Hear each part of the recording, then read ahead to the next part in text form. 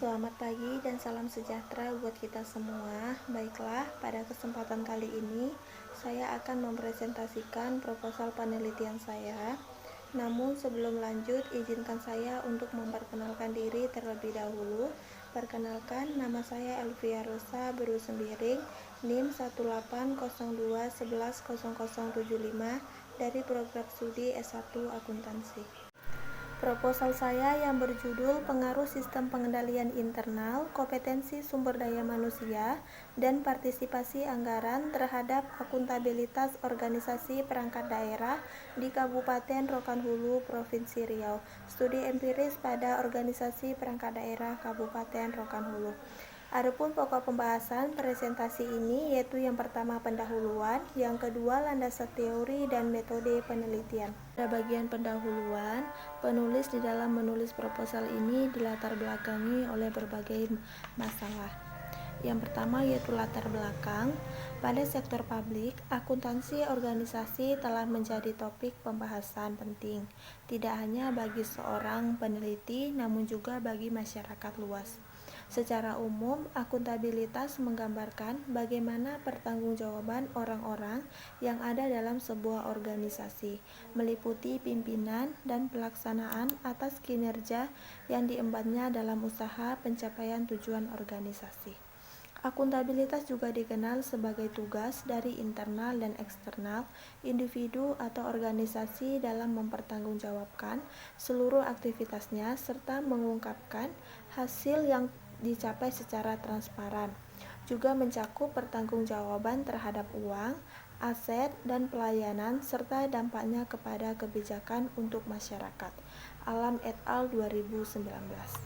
Namun di balik latar belakang tersebut terdapat fenomena yang terjadi di pemerintahan Kabupaten Rokan Hulu mengenai laporan pertanggungjawaban, di mana di Kabupaten Rokan Hulu tahun anggaran 2018 yaitu Kabupaten Rokan Hulu mendapat kesenjangan mengenai hambatan-hambatan dalam peningkatan akuntabilitas dan partisipasi anggaran pembangunan Kabupaten Rokan Hulu, sehingga dirasa perlu dilakukan penelitian terhadap faktor-faktor apa saja yang mempengaruhi terjadinya permasalahan tersebut.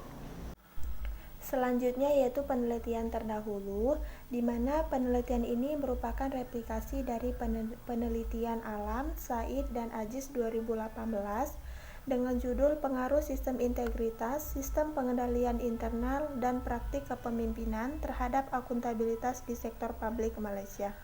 Perbedaan penelitian ini dengan penelitian sebelumnya yaitu penelitian ini menambah variabel independen, yaitu kompetensi sumber daya manusia dan partisipasi anggaran.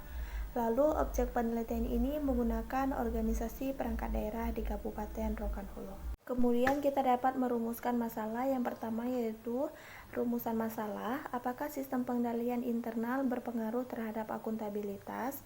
Apakah kompetensi sumber daya manusia berpengaruh terhadap akuntabilitas? Yang ketiga, apakah partisipasi anggaran berpengaruh terhadap akuntabilitas? Selanjutnya itu tujuan penelitian. Yang pertama, menguji dan menganalisis sistem pengendalian internal terhadap akuntabilitas, menguji dan menganalisis pengaruh kompetensi sumber daya manusia terhadap akuntabilitas. Yang ketiga, untuk menguji dan menganalisis partisipasi anggaran terhadap akuntabilitas. Selanjutnya yaitu manfaat penelitian, yaitu yang pertama secara teoritis dan yang kedua yaitu secara praktis.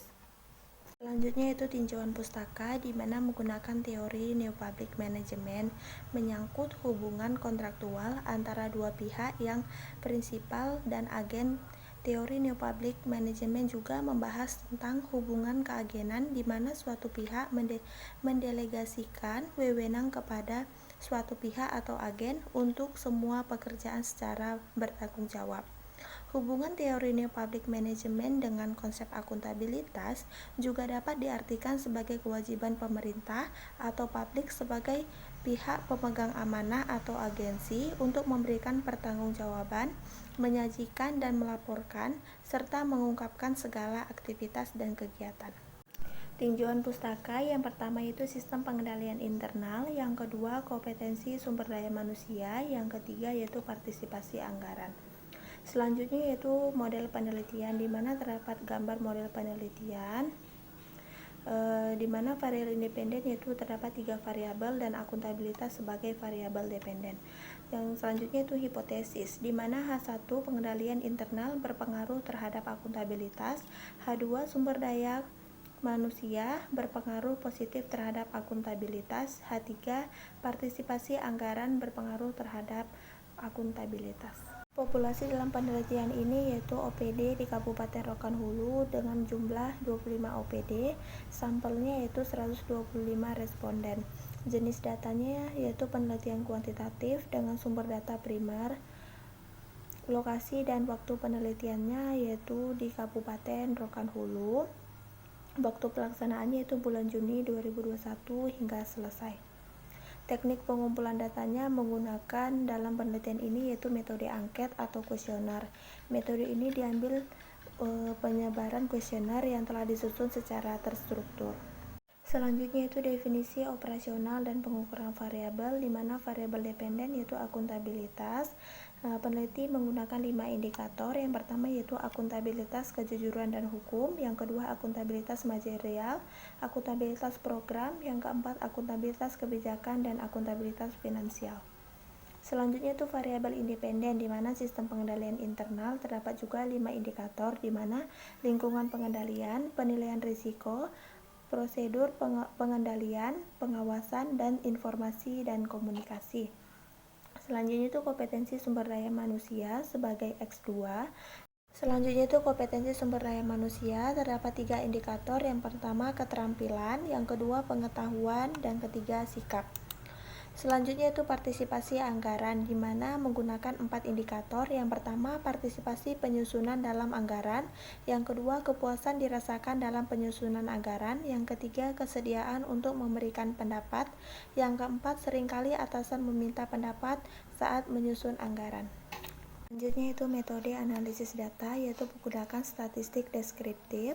Pengujian kualitas datanya yaitu uji validitas, uji reliabilitas, uji asumsi klasiknya yaitu uji normalitas data, uji multikolonialitas, dan uji autokorelasi, dan uji heteros. Selanjutnya itu pengujian hipotesis, analisis regresi berganda, koefisiennya yaitu determinasi. Baiklah, sekian dari presentasi proposal saya. Jika ada salah kata, saya mohon maaf. Saya akhiri, selamat pagi dan selamat beraktivitas. Terima kasih.